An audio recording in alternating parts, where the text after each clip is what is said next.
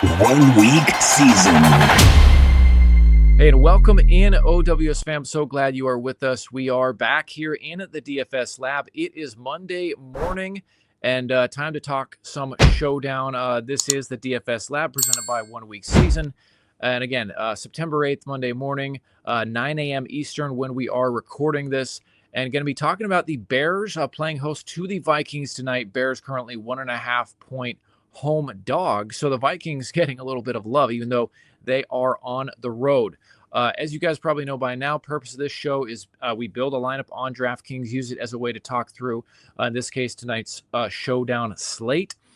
I am your host, Cheeseman, and I am now privileged to welcome up the one, the only Xandamere. Xandamere, how's it going here on this Monday morning? And again, as always, appreciate you getting up. I know it's 6 a.m. for you there on the West Coast, but how was week one? Week one was annoying. I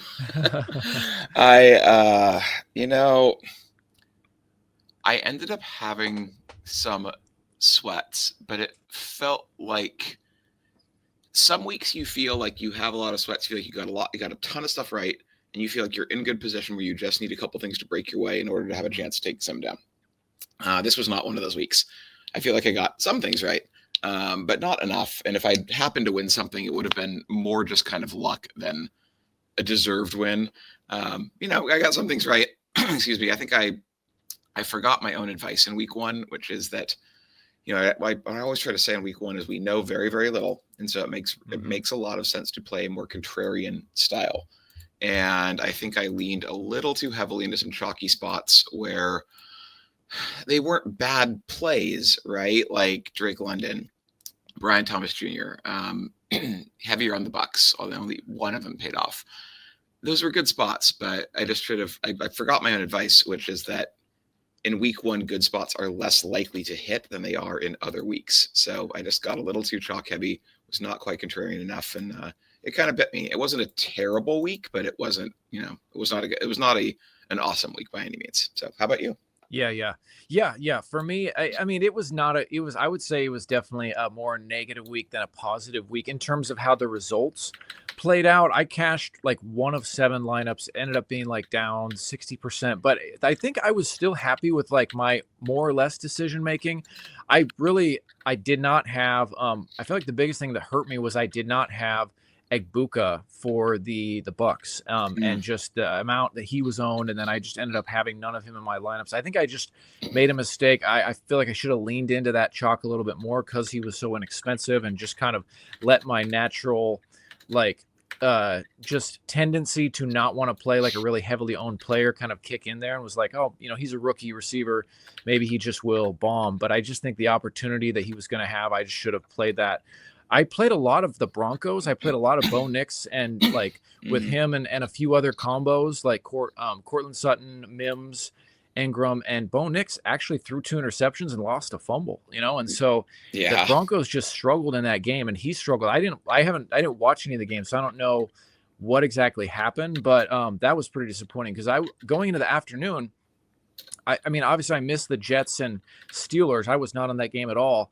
And so I was thinking maybe but outside of that, they were really low owned. So I was like, okay, I kind of avoided some of the real bad well, Jonathan Taylor, I didn't avoid him, but that was just tough, man. Just like stopped getting carries in like the early in the fourth quarter. I was watching Daniel Jones the goal line back. Oh my dude, the vulturing of, I was just like, you got to be kidding me, like, come on, But anyway, like I was feeling pretty good. Like I was thinking, hey, if Bo Nix has a big game, I just was imagining the 70-yard bomb to Marvin Mims.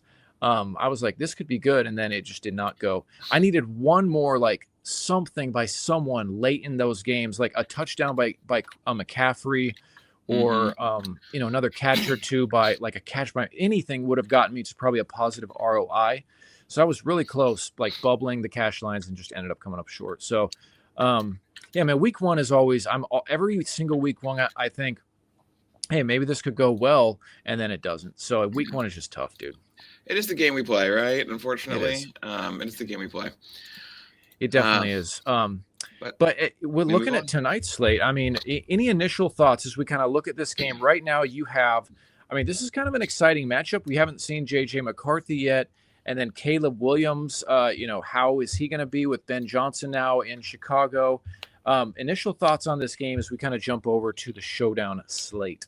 Yeah, these are two teams that I think are really exciting to watch this year, right? Like you said, the Vikings managed to pull Sam Darnold kind of off the scrap heap and turn in a good season with him. But despite how well Sam Darnold played, they were totally fine moving away from him and to see JJ McCarthy, who of course got injured in the preseason last year and didn't play a snap. They were super excited about him. They're ready to hand the team over to him. He got hurt. They replaced him with Sam Darnold. Darnold had a great year, and they let Darnold walk. So clearly, the Vikings have a lot of confidence in JJ McCarthy. Yeah. And so that's going to be exciting to see. And then Caleb Williams, of course, right? Elite draft pick. The High-Low wrote our team previews for this division, and what he wrote was, we should view the first season here as similar to how we view Trevor Lawrence with Urban Meyer, right? Like he just walked into a kind of disaster of a coaching situation. We don't know if Caleb Williams is going to be a bust or if the coaching staff was a bust, if the situation was a bust. I just don't know that yet. And so it's, this really exciting matchup, these two young teams that could be these ascending teams. I always try to think of what the one key thing is that's going to determine how the game goes. And for this game, it's the quarterbacks, because both quarterbacks, right? Caleb Williams is new-ish, right? He's kind of just here with a new coaching staff. We're giving him kind of this fresh start. Ben Johnson is an elite coach. Will it work? Reports out of the preseason for Caleb Williams have been mixed, but it's only preseason, so we'll see. And certainly one game won't determine it either.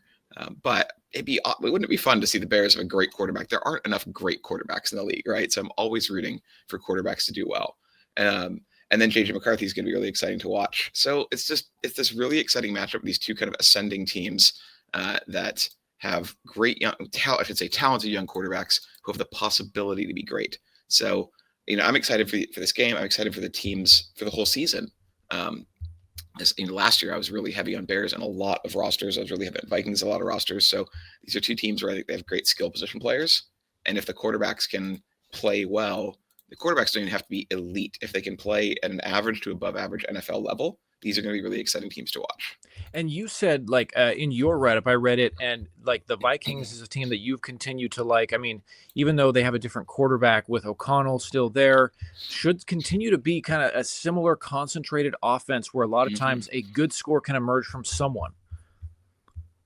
I think so. Yeah. One of the things I look for in DFS is, okay, is a team going to score points? Hopefully, yes.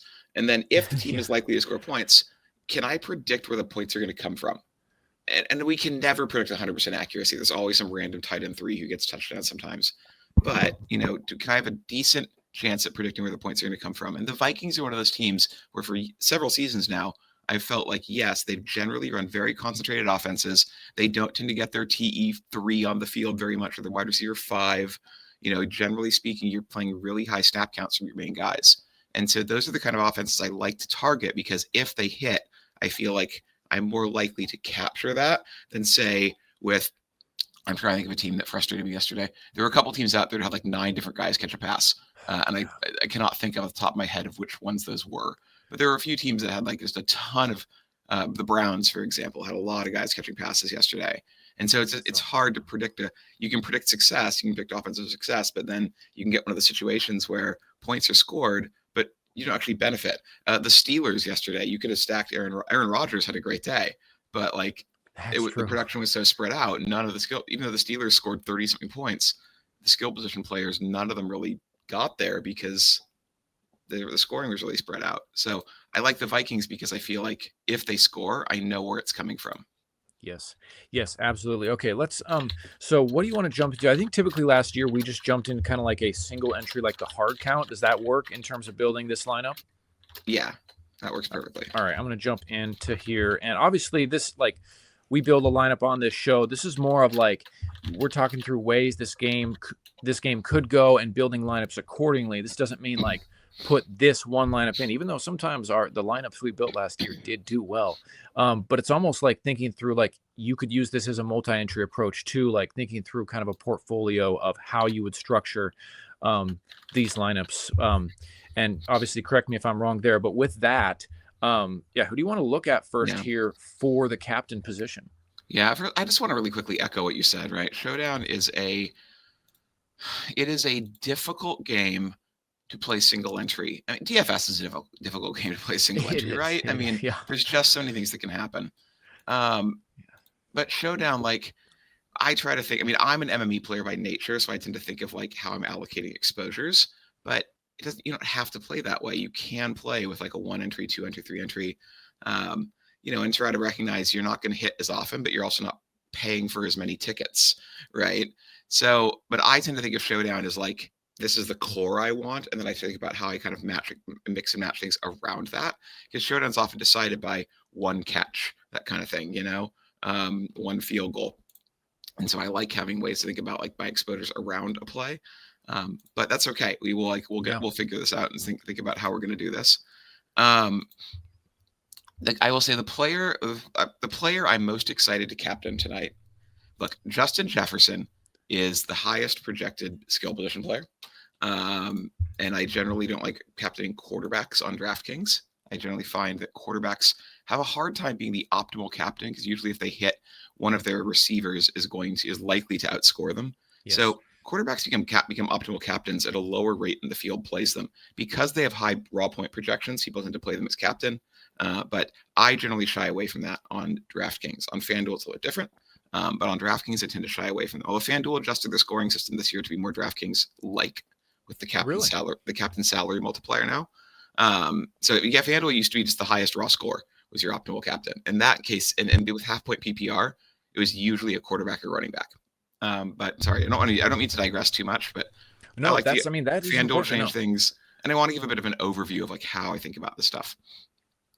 So, with that in mind, I try to avoid quarterback captains. Jefferson is a wonderful captain, and if you want to run him as captain, I will have no objections from me. But there are two guys who, on a salary adjusted level, they're cheaper, and I think they make really attractive captains. One of them is Aaron Jones. That's not who we're going to play today. Yeah. I do think Aaron Jones is way too cheap. As I noted in my write-up, he's going to be at a timeshare, but $7,400 for, if he sees the workload he saw last season and as talented as he is, that's just too cheap of a price.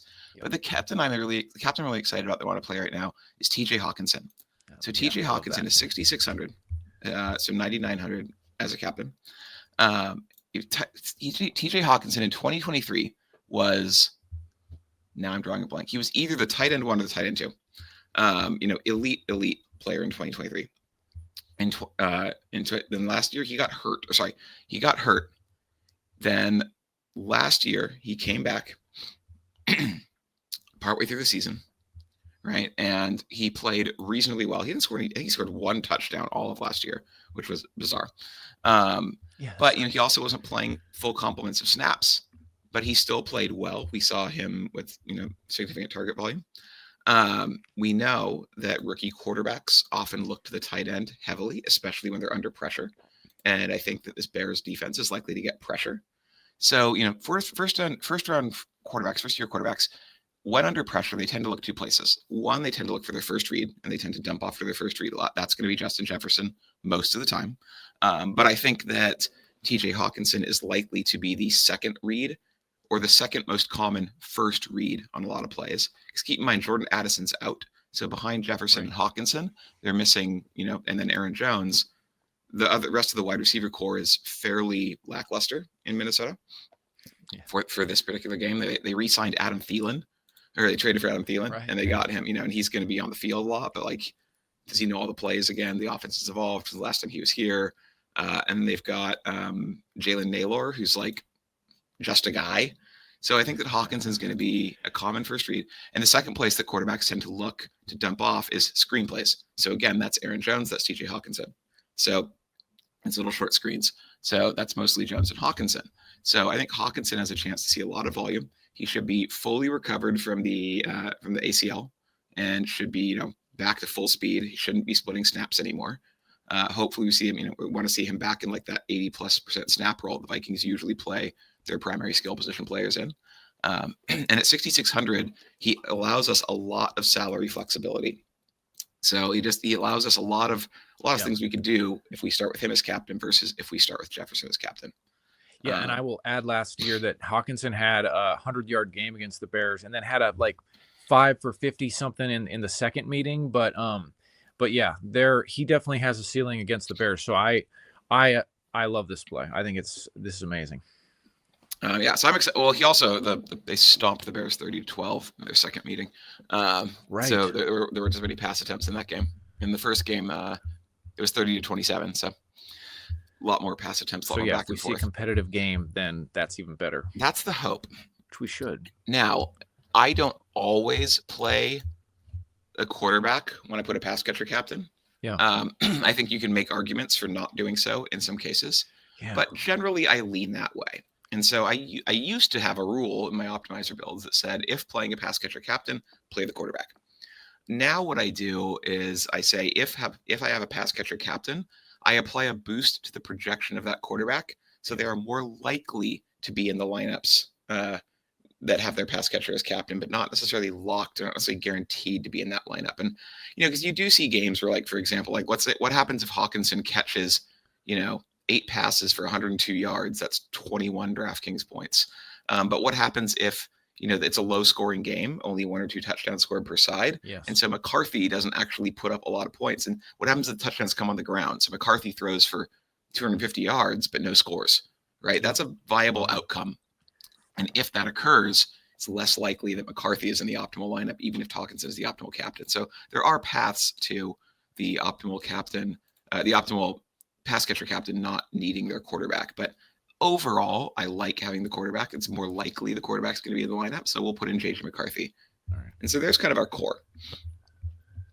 Now it's time to think about, what direction is this roster going? We have 2 Vikings. How many Bears do we want? That's kind of a good way to start thinking about this.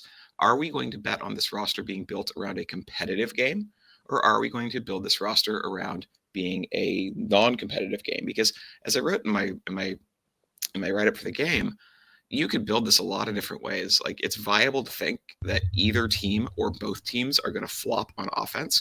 One team is using a rookie quarterback. One team is using a quarterback that is a second-year quarterback who did not have a great first year. Either of those offenses could fall flat. And both teams have above-average defenses.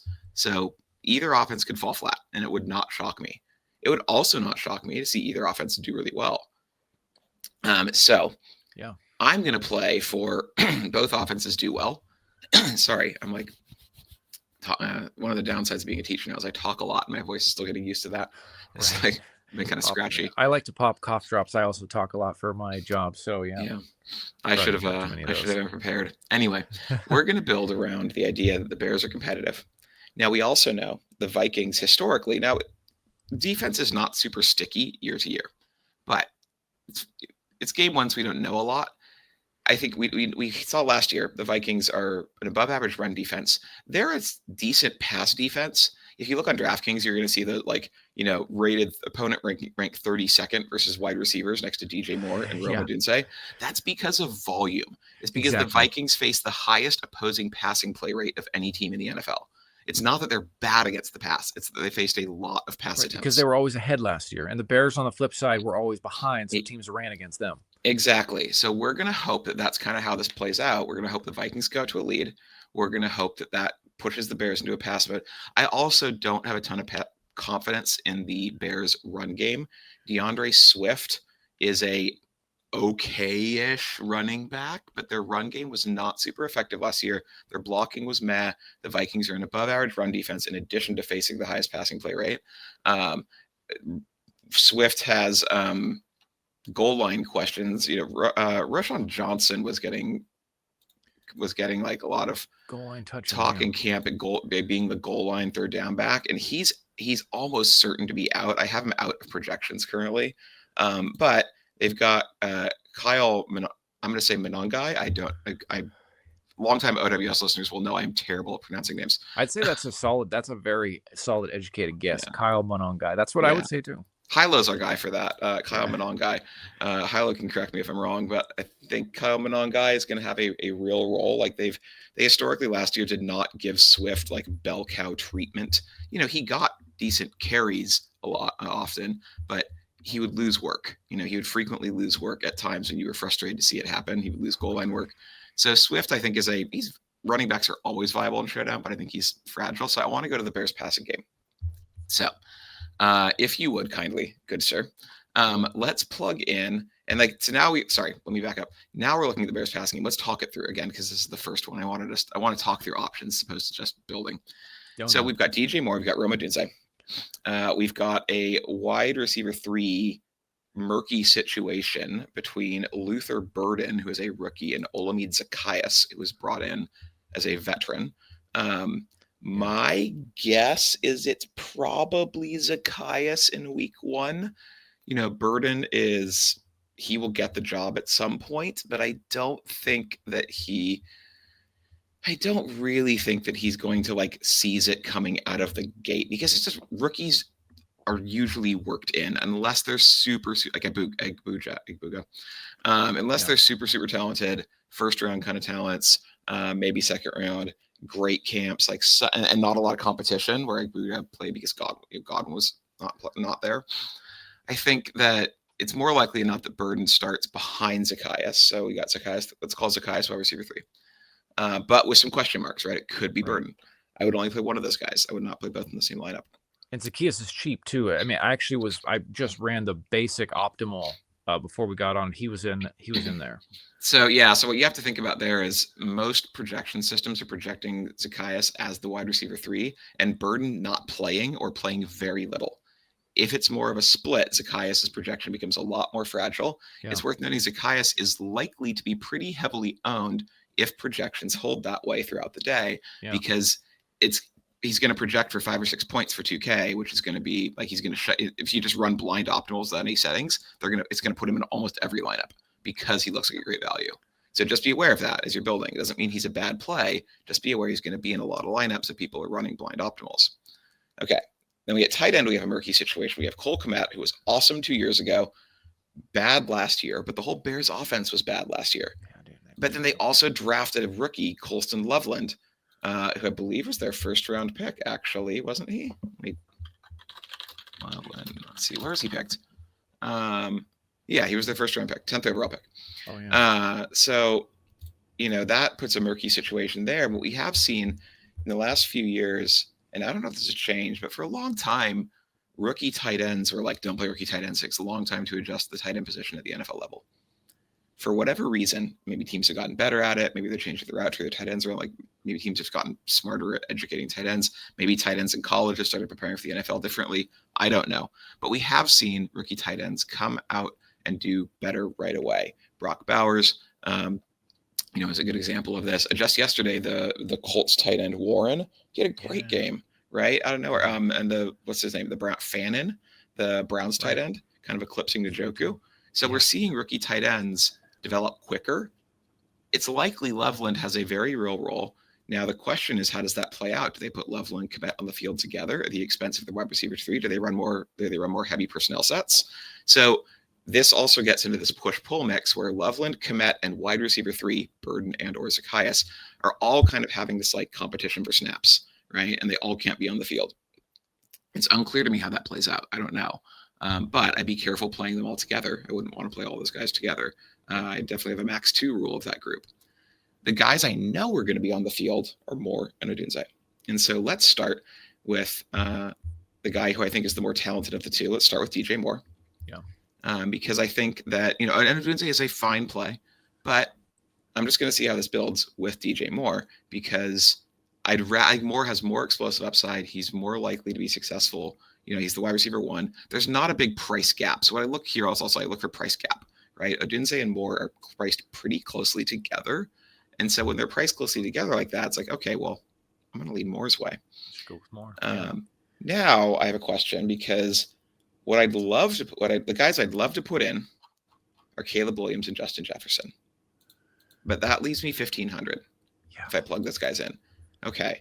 That would get me the Bears quarterback. Get me Justin Jefferson is the best skill position player. So that leaves me 1,500.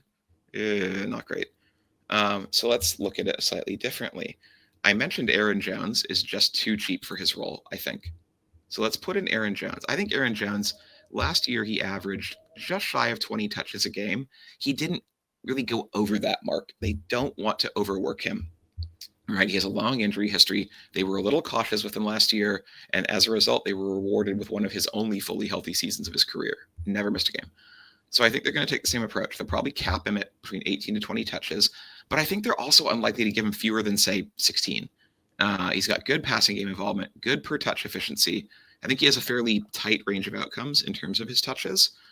So he's not going to get to like 25, but 16, 17, 18 touches for a guy who has his kind of per touch efficiency at 7,400 is a bargain. So I love Aaron Jones today. So let's put him in.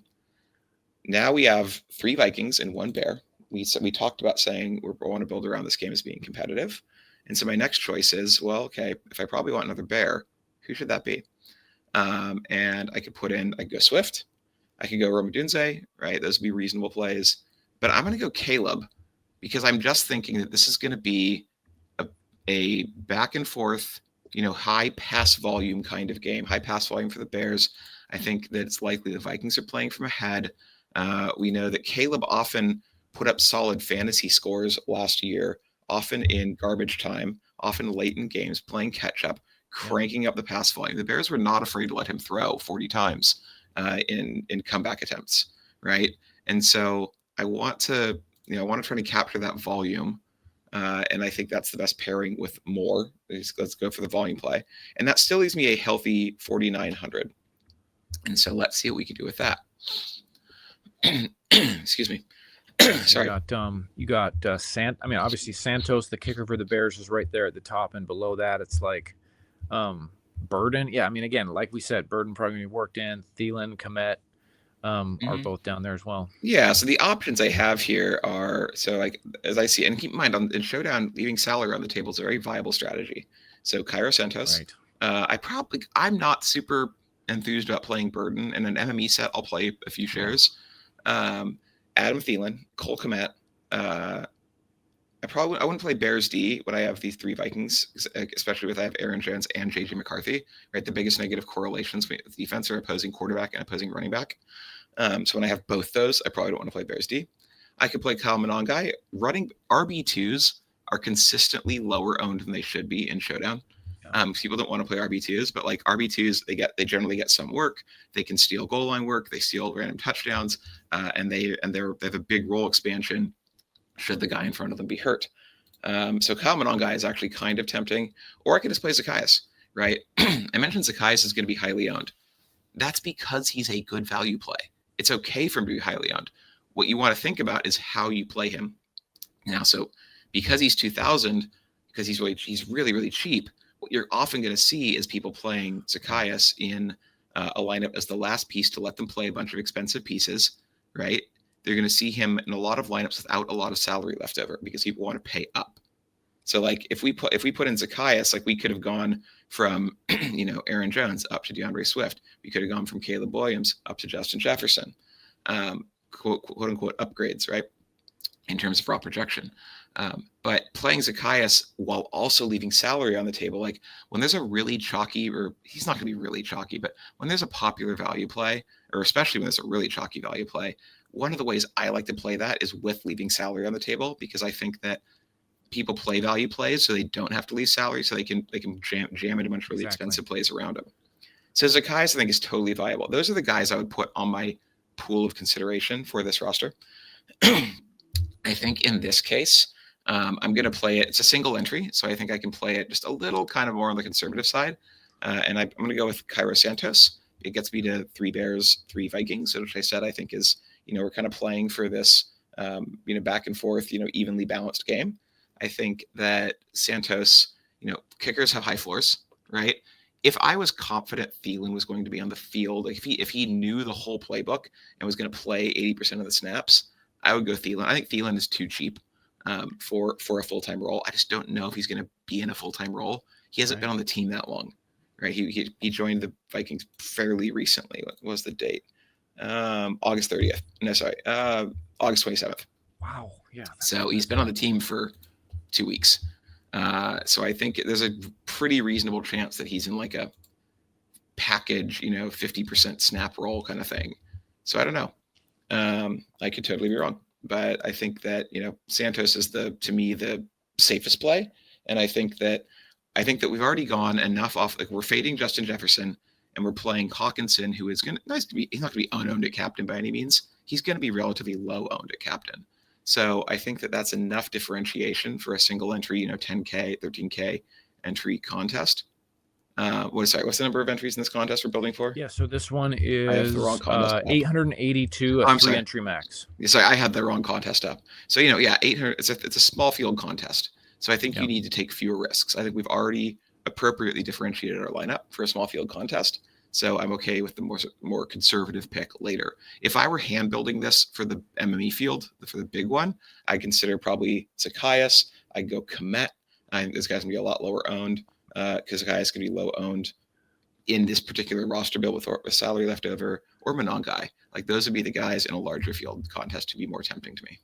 Yeah. That again, the RB2s, it's like, a goal line carry here or there can very quickly change everything. So awesome. Xandamere. Okay, so to wrap this up for the podcast, for those listening on the podcast, and you can't see the lineup, captain TJ Hockensen with JJ McCarthy, DJ Moore, Aaron Jones, Caleb Williams, and Cairo Santos to round out this lineup.